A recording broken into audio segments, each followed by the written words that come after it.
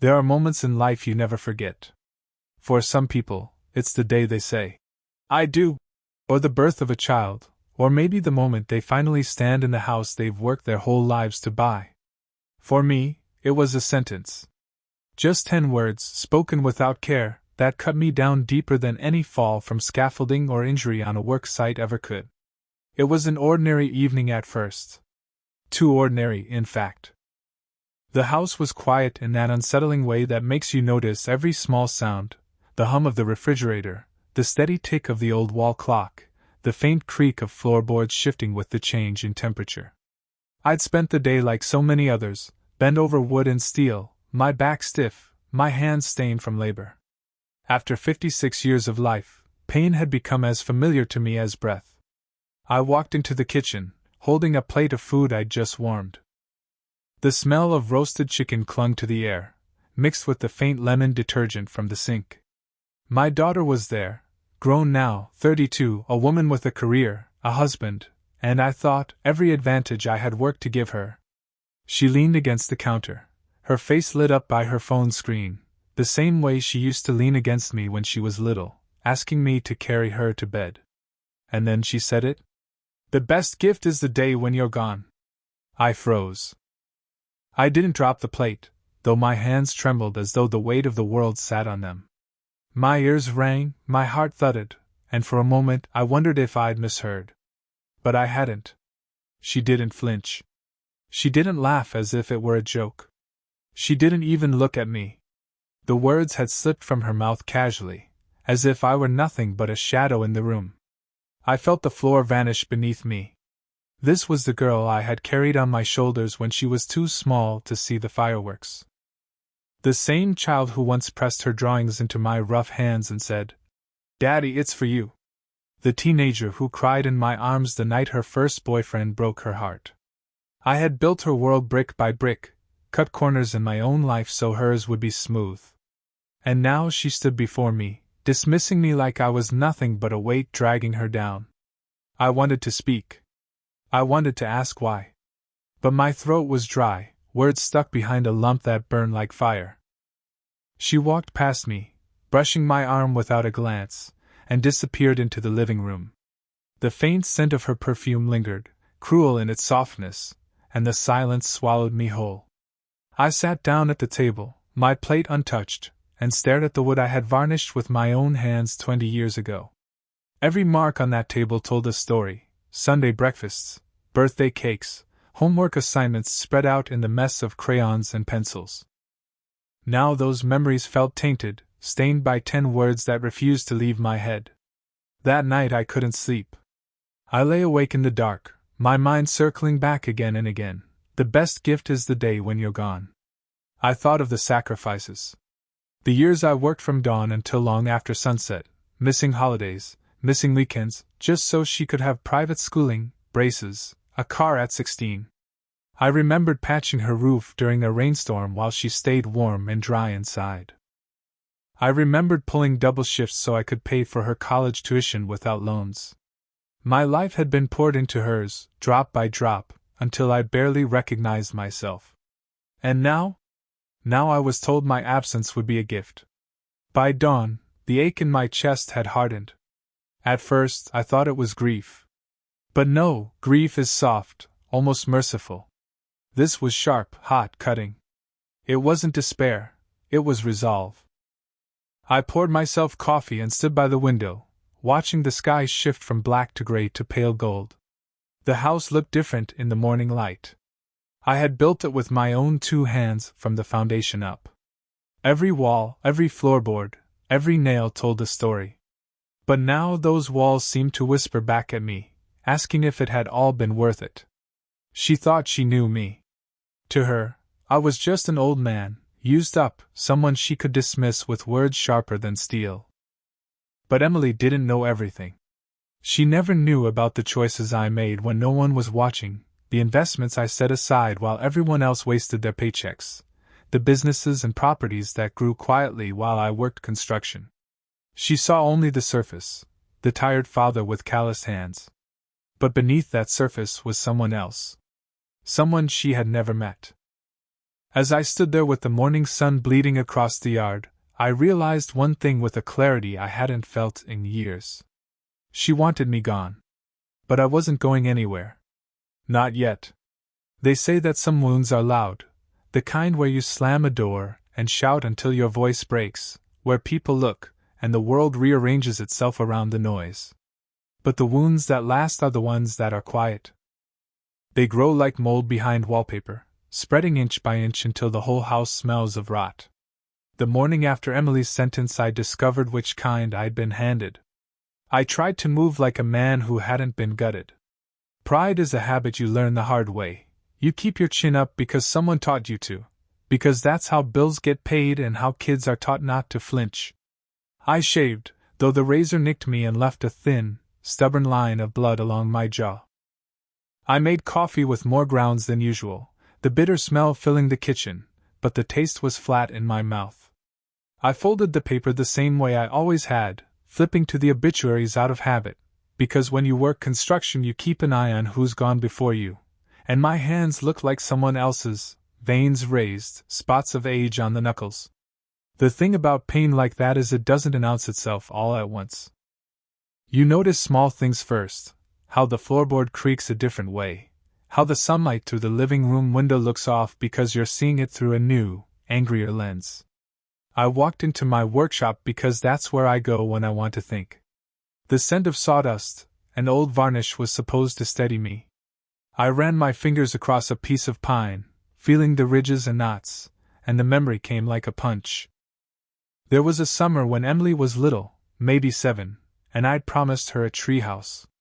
I remember the heat pressing down, the hum of cicadas, the way her laughter sounded when I hoisted the last plank into place, and she scrambled up to sit inside, legs dangling, proud as a queen. She pressed her sticky little hand into my dusty face and declared it the best day of her life. I had that memory like a photograph folded in my pocket, sunburned shoulders, a smear of paint on my temple, her hair in a reckless halo. That day, I had felt indestructible. The present, suddenly, made that photo look like a lie. By midday the anger had gathered like a storm front. I found myself cleaning the gutters with a kind of automatic fury, prying out years of leaves and sludge. Each scoop was a small, satisfying violence. It was not enough. My hands worked, but my mind kept returning to those 10 words, to the casual cruelty in the way she'd spoken them. The best gift is the day when you're gone. She'd said it like she was discussing dinner plans. When the sun slanted and the garage lights kicked on, I went upstairs to the study. I avoid that room most of the time. It's where the house keeps its secrets. There was a drawer I taught myself never to open when she was around, silly superstition at first. But inside that drawer were things more practical, receipts, deeds, the little paper trails of the life I'd carved out in the margins. Things I'd assembled quietly, while life kept demanding more from me than I had to give. I emptied the drawer onto the desk and spread the papers like a map.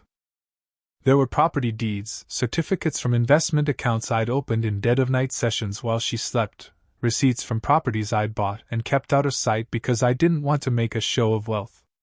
There were the names of rental units I'd bought years ago, when the market was cruel and I had the stomach for risk. There were accounts that had compounded interest quietly, almost spitefully, into something respectable. I'd never told Emily. I'd wanted her to stand on her own 2 feet. Maybe that had been noble. Maybe it had been pride. Maybe it had been my way of protecting her from the burden of knowing how much I had scrimped for her future. My chest tightened as I scanned the numbers. Not so much at the sum, though it was more than I'd ever let myself imagine, but at the way those numbers reframed me. For 30 years, I'd been the man who fixed the roof and paid the tuition, the man who showed up at parent-teacher nights and washed the kids' soccer jersey. I had been useful in plain, pedestrian ways. But these papers suggested another truth. I had also been building leverage, quietly and stubbornly, when no one watched. I sat back in the creaky leather chair and let the dim light from the desk lamp make long shadows over the documents. Revenge flickered at the edge of thought, but it wasn't the sort that appears in movies. No shouting on a phone line, no dramatic confrontations with the daughter. What formed in my mind was quieter and more precise. The kind of vengeance that doesn't ruin you in the act, the kind that rearranges a life without collapsing it, the kind that teaches. I thought of the men at the job sites I'd worked with for years.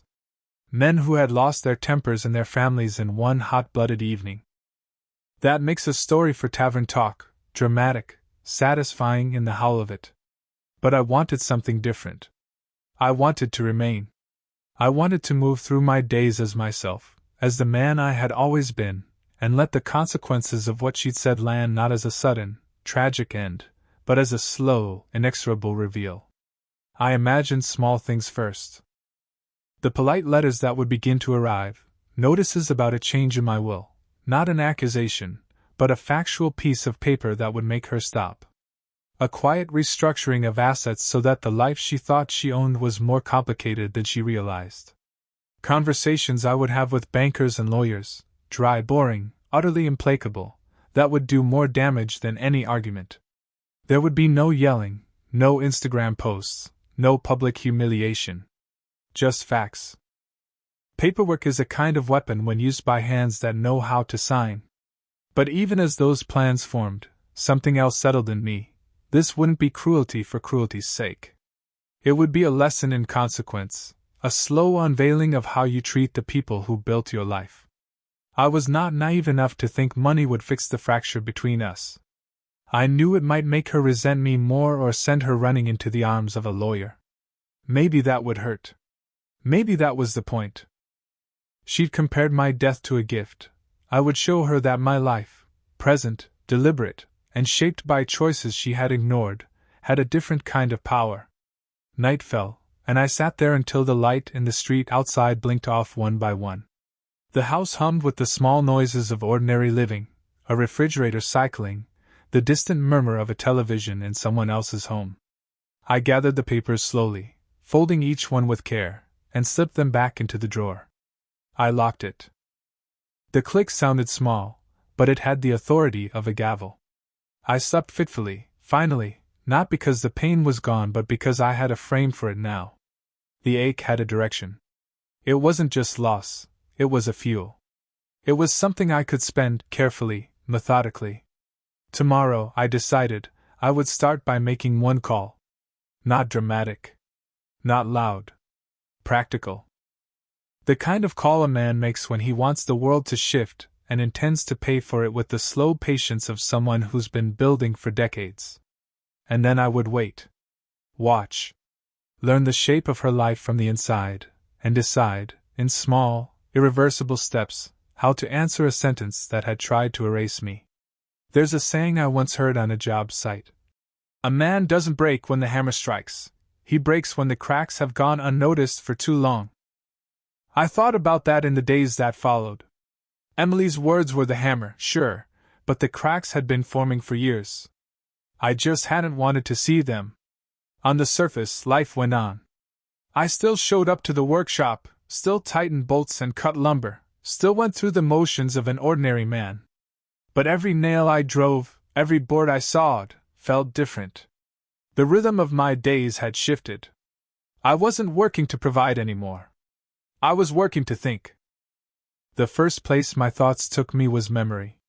Memory is a dangerous place when you're wounded. It plays tricks, weaving sweetness and bitterness together until you can't tell which is which. I remembered birthdays where I stayed up late building dollhouses, my hands blistered, but her smile worth it all. I remembered sitting in the bleachers at her high school graduation, a lump in my throat when she took her diploma. I remembered her wedding, where I paid for the dress and the venue, only to watch her cling to her new husband as if I were already fading into the background. But then I remembered smaller, sharper things. How she'd stopped calling on Father's Day except for a text. How she'd rolled her eyes when I gave her advice about her car. How she'd let months pass without visiting, even though I lived just across town. Those cracks had been there.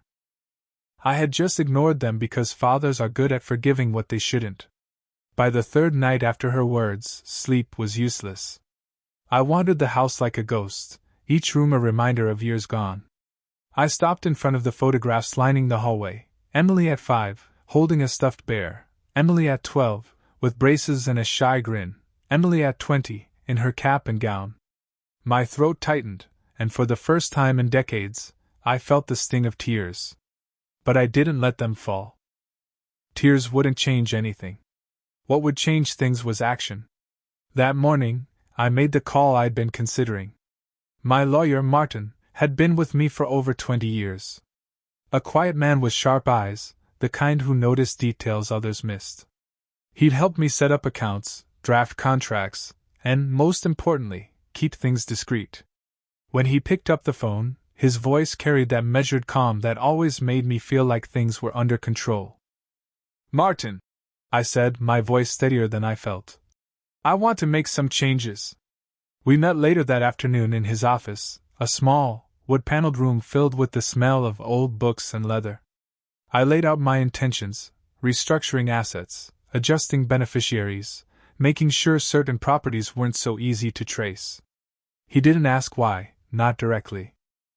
He simply raised an eyebrow, jotted notes, and occasionally looked up at me with that lawyer's half-smile that says he knows more than he lets on. "Are you sure?" he asked at one point. "Yes," I said. My jaw tightened. "I've never been more sure." We spent hours going over the details. By the time I left, I felt something I hadn't felt in days: control. But the truth is, revenge isn't only built on paperwork. It's also built on patience. I didn't storm over to Emily's house or confront her with angry words. No. That would have given her power, made me the desperate father begging for respect. Instead, I let the silence stretch. Let her think I'd gone back to being the same man she dismissed. The irony was, in that silence, I started seeing everything more clearly.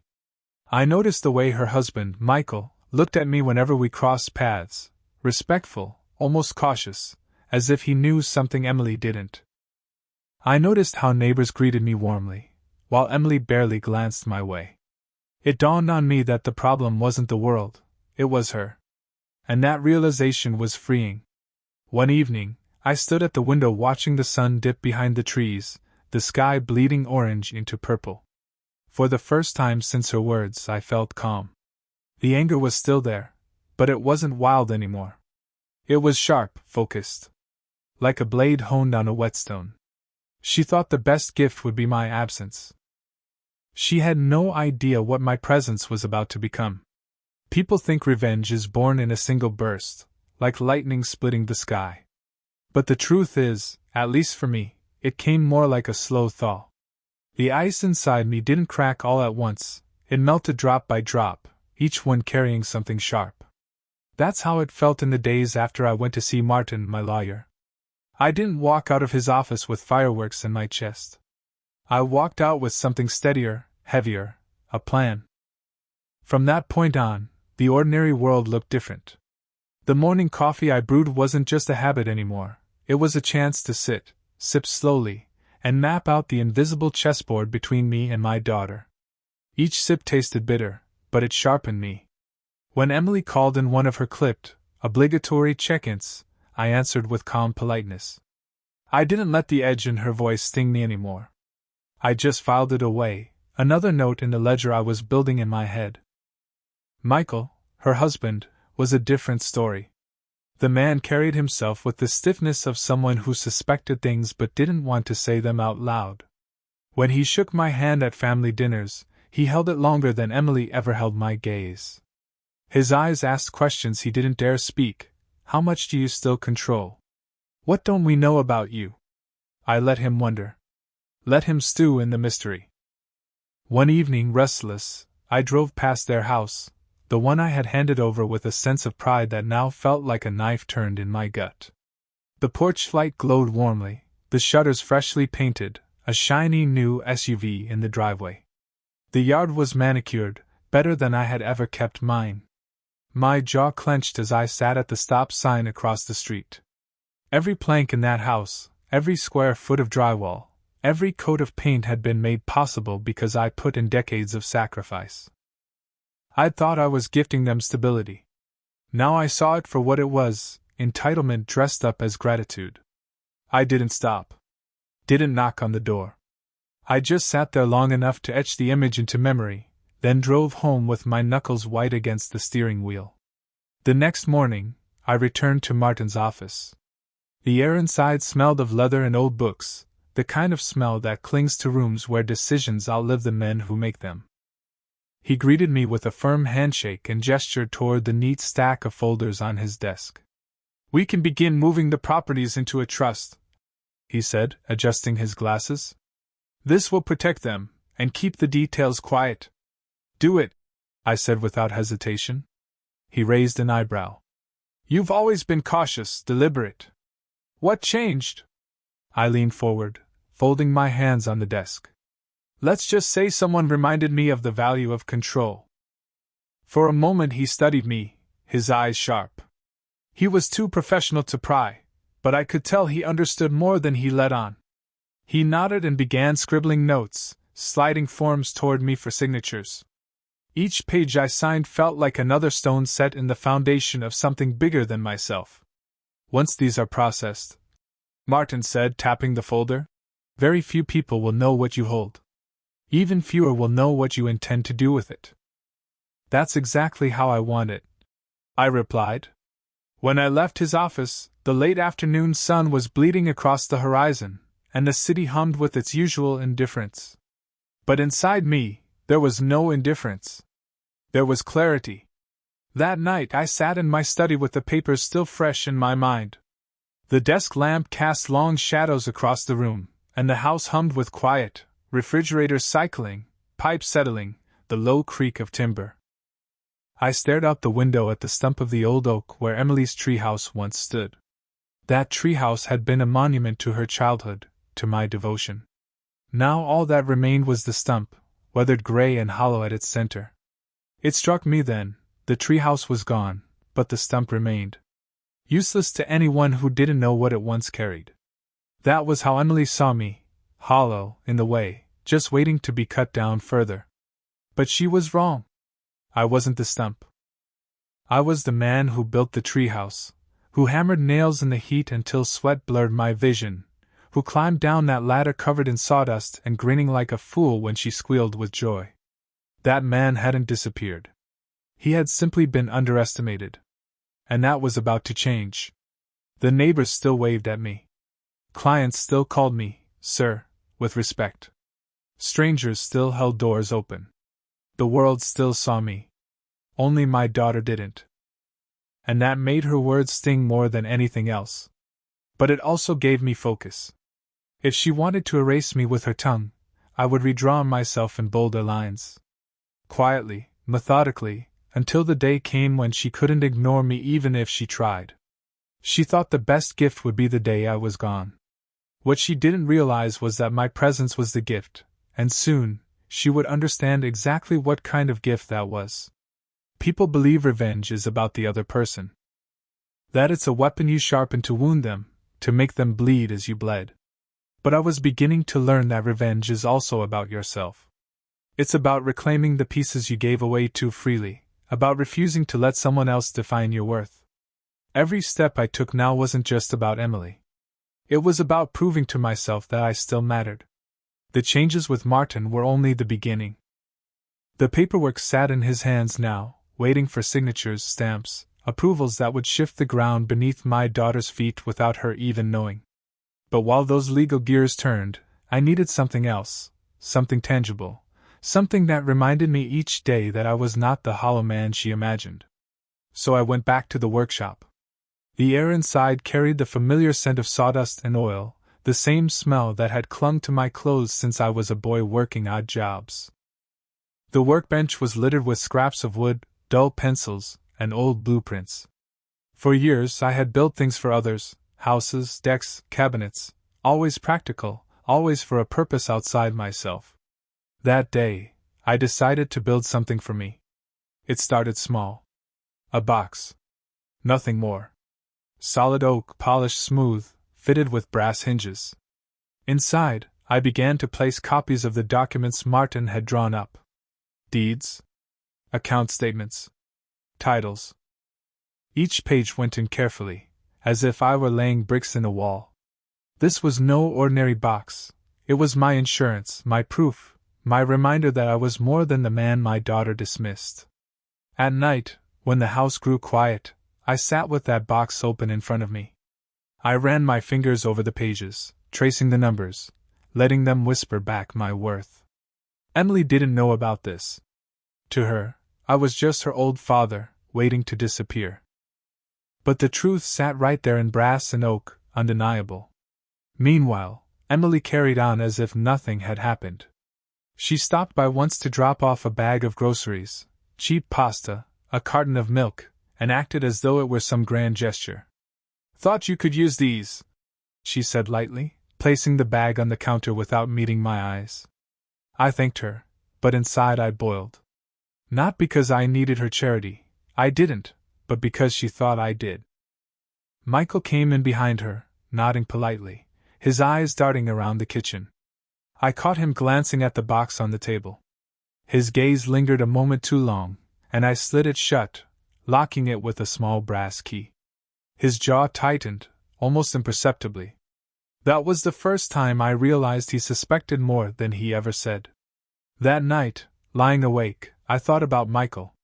Unlike Emily, he had respect in his eyes, maybe even fear. He was smart enough to sense that the ground he walked on wasn't entirely his. And that made him useful.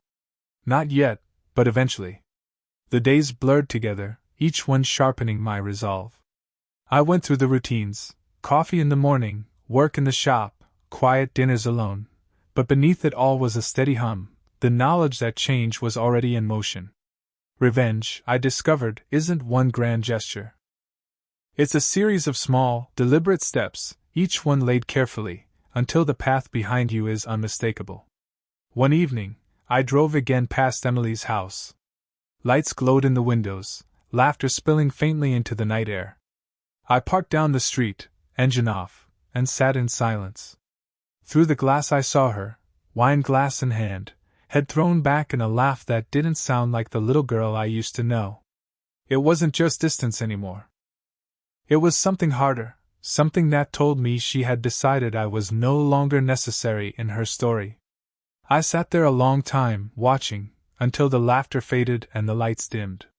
Then I started the engine and drove home, my jaw set, my hands steady. That night, as I placed the key to the oak box on my nightstand, I whispered something aloud for the first time. "You'll see, Emily. You'll see who I really am." And for the first time in weeks, I slept soundly. Because revenge was no longer an idea. It was a reality, inching closer each day. People expect a turning point to roar.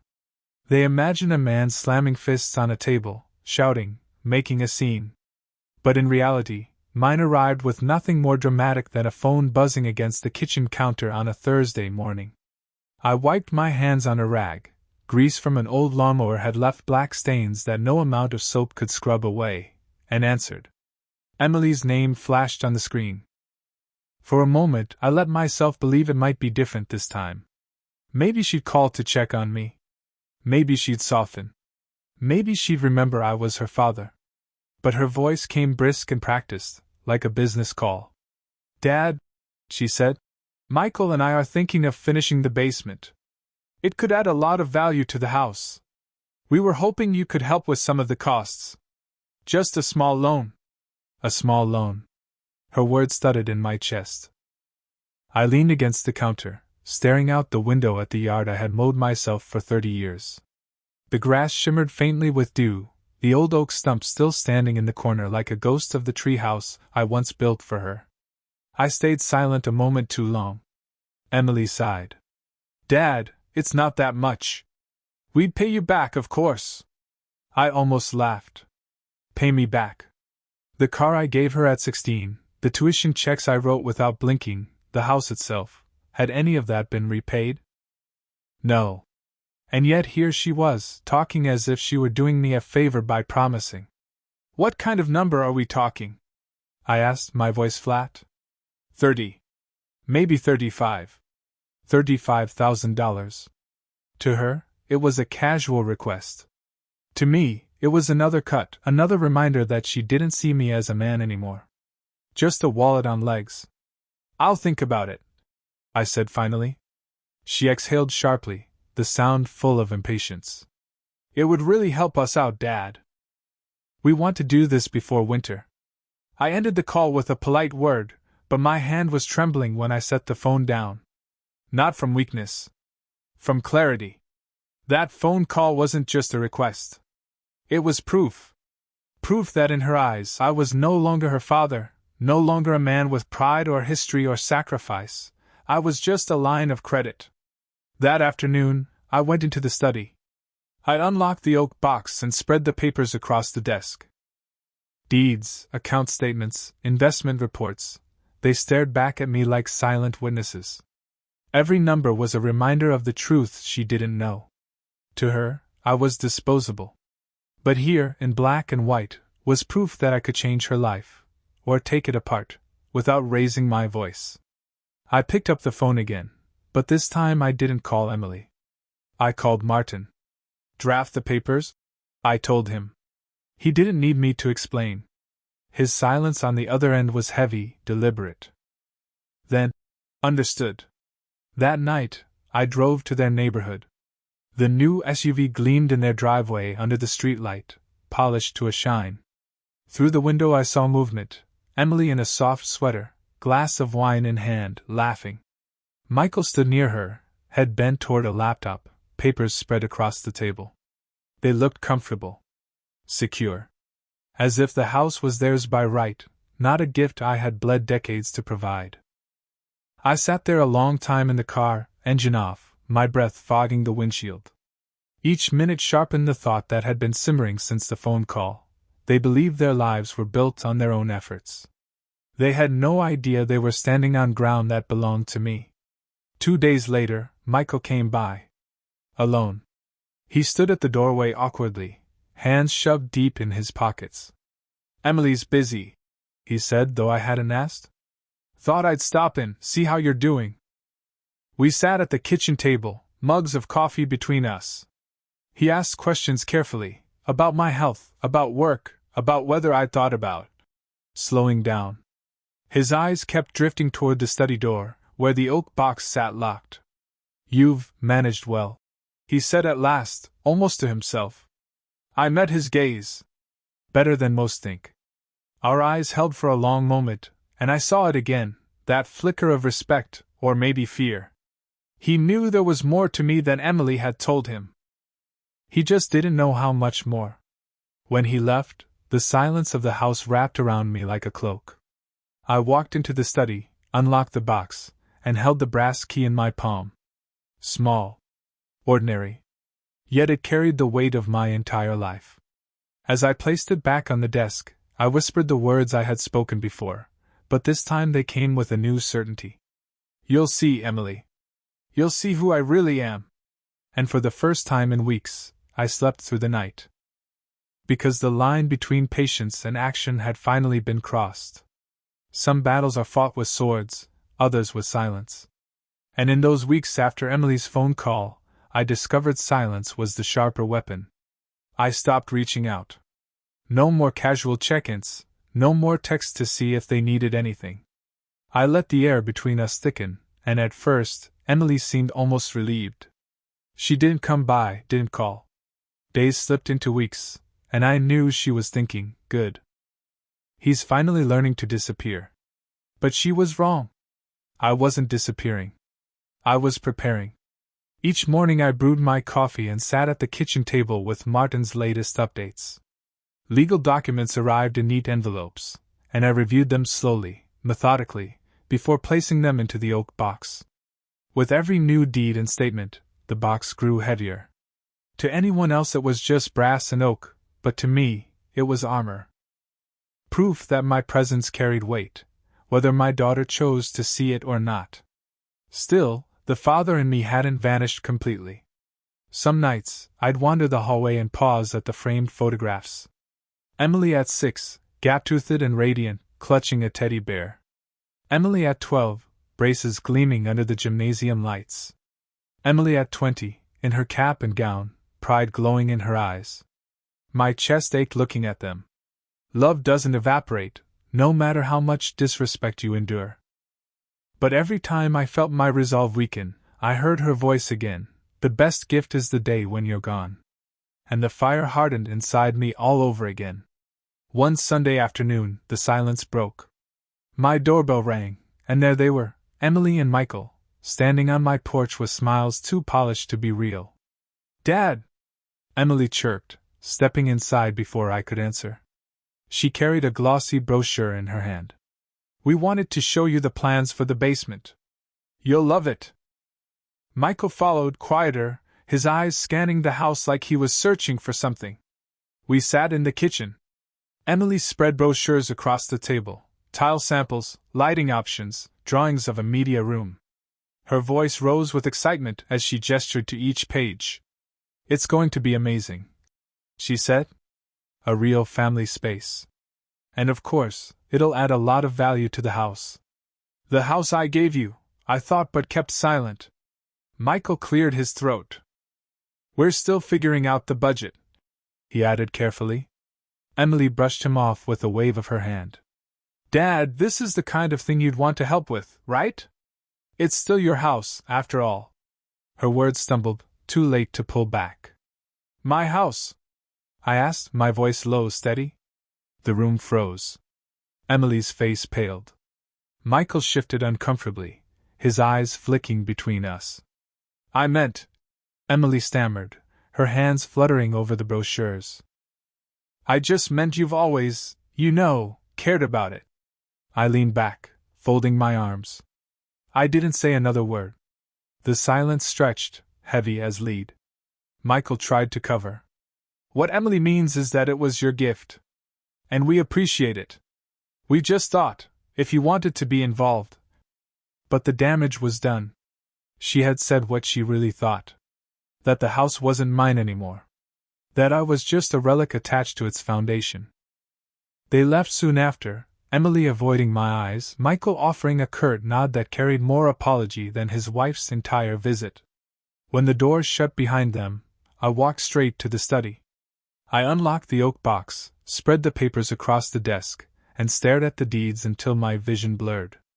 Each page whispered the truth she wanted to forget. It was my house. My sacrifice. My name on the foundations of her entire life. And if I wanted, I could take it all back with a single stroke of a pen. That night, I stood at the window and looked out at the stump of the old oak tree, weathered gray under the moonlight. The treehouse was long gone, but the stump remained, hollowed, scarred, and overlooked. That's what Emily thought I was now. Just a stump. But she had forgotten one thing. I was also the man who built the treehouse. The man who knew how to build and destroy. For the first time in weeks, I let myself smile. Not the smile of a beaten man, but the quiet grin of someone sharpening a blade in the dark. Because silence had done its work.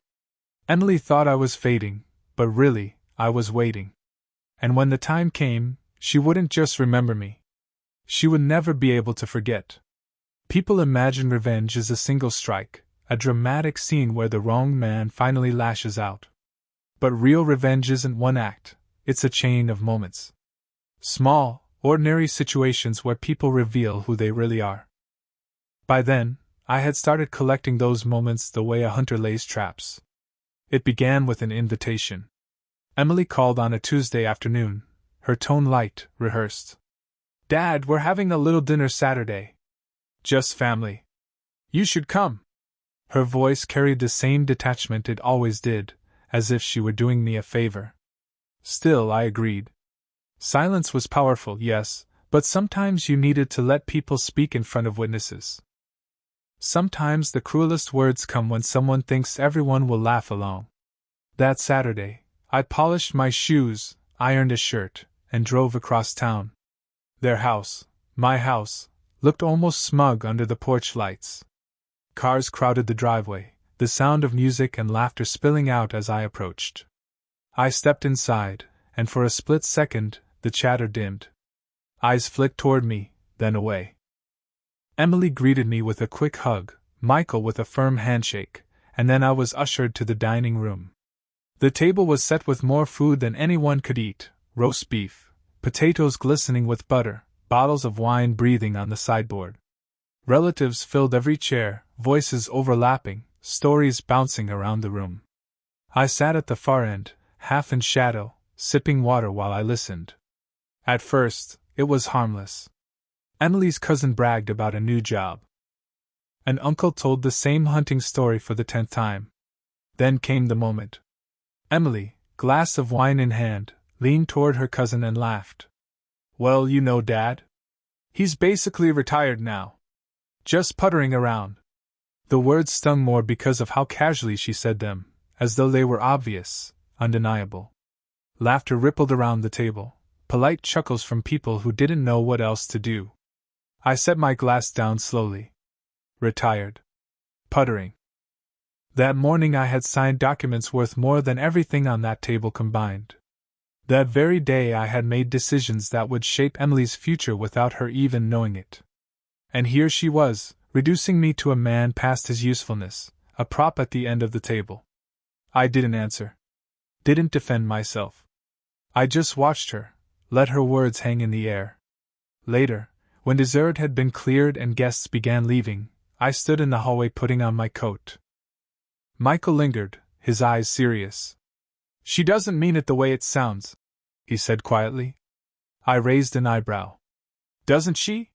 He shifted uncomfortably. "You've done more than she knows. More than she ever will, maybe. But she's stubborn." Our eyes held for a long moment. He wanted to say more, I could feel it, but he didn't. Instead, he gave a stiff nod and walked away. I drove home in silence, the road stretching black and empty ahead of me. Her words replayed in my head, each repetition cutting deeper. Puttering around. Retired. When I stepped into my house, the air smelled faintly of sawdust from the workshop. I went straight to the study, unlocked the oak box, and spread the papers across the desk. Deeds, statements, contracts. Proof. Proof that while my daughter mocked me, I held the keys to everything she relied on. The next morning, I returned to Martin. His office was quiet, leather and paper filling the air with the smell of permanence. I told him to finalize the trust. To tighten control. He looked at me carefully. "You know this will make things difficult for your daughter." "Good," I said simply. His pen scratched across the forms, each stroke sealing a future Emily couldn't yet imagine. That night, I went into the workshop and began building again. Not the oak box, but another small project, a walnut box, smooth and dark, with dovetail joints. My hands ached, but the rhythm of sanding steadied me. I needed something tangible, something to remind me that I wasn't done, that I could still create as well as destroy. When it was finished, I set it on the desk beside the oak box.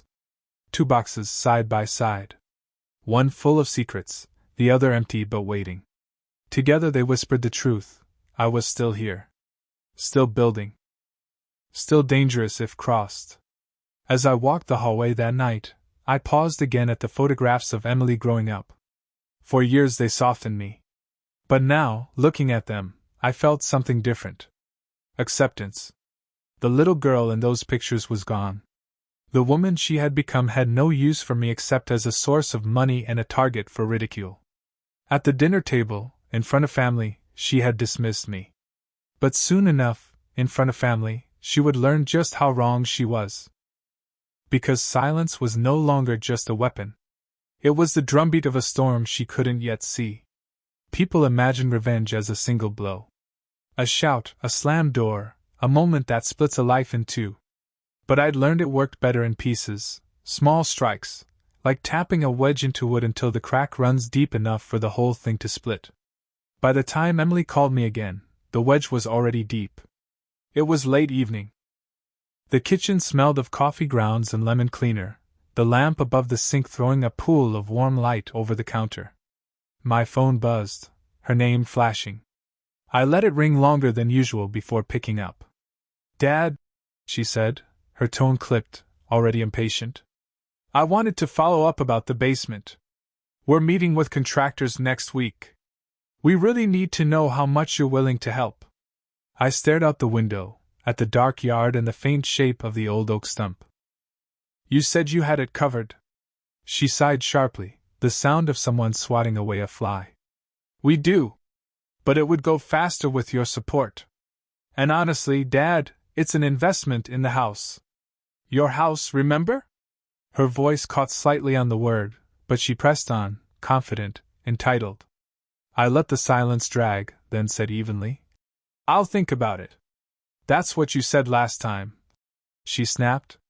Look, if you don't want to help, just say so. But don't leave us hanging. Her words stung, not just because of what she said, but how she said it. Like a boss scolding an employee. Like I was beneath her. I ended the call before my anger spilled over. When the kitchen grew quiet again, I stood there for a long time, staring at my reflection in the window. I barely recognized the man looking back. The next morning, Michael called. His voice was lower, careful. Could we grab coffee? He asked. Just the two of us. We met at a diner on the edge of town. The place smelled of bacon grease and burnt toast, the kind of smell that clings to your clothes. Michael slid into the booth across from me, stirring his coffee though he never added sugar. She doesn't always think about how she says things, he began. His voice was strained, almost apologetic. I raised an eyebrow. That's one way of putting it. He shifted in his seat, eyes flicking down before meeting mine again.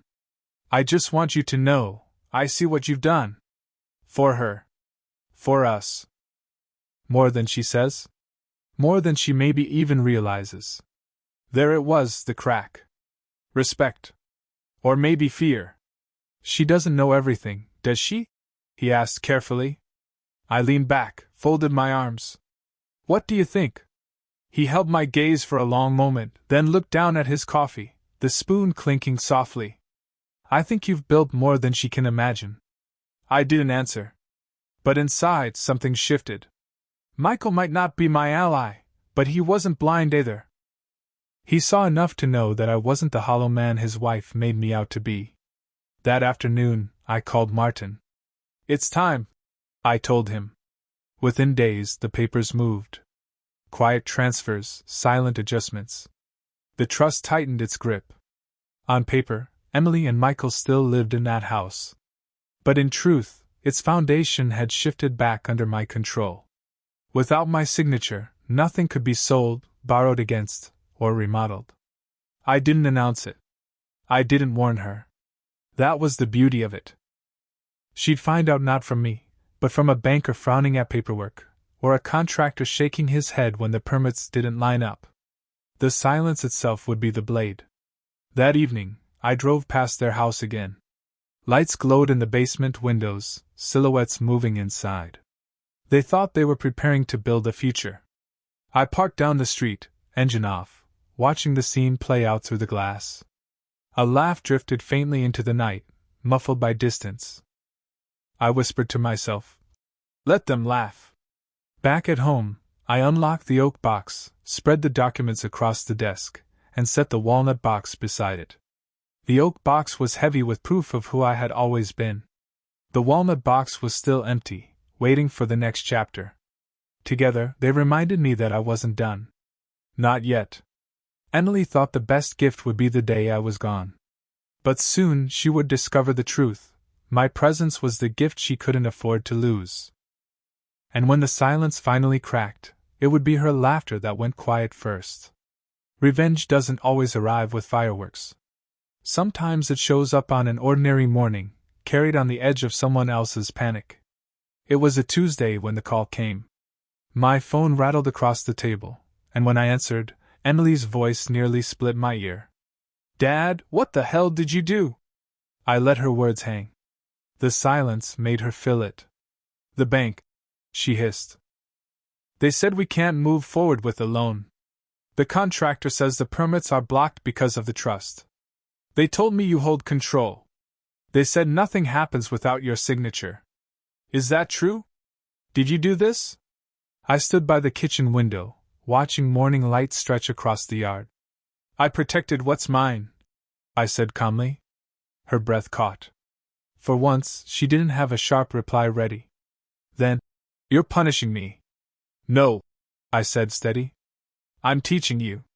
She hung up. 2 days later, Michael showed up at my door. His posture was tense, hat in his hands like a boy about to confess something. I let him in. We sat at the kitchen table, mugs of coffee steaming between us. "She's furious," he admitted quietly. "She says you embarrassed her. But she knows now. She knows you're not the man she thought you were."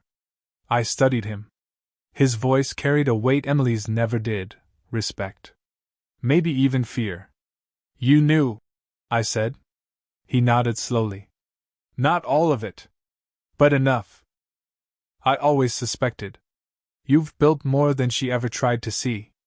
We sat in silence for a while, the tick of the old clock filling the space. I could see he was torn, between loyalty to her and recognition of me. But that recognition mattered more than words. The confrontation came on Saturday. No warning. I was in the study when the front door slammed, footsteps sharp on the floorboards.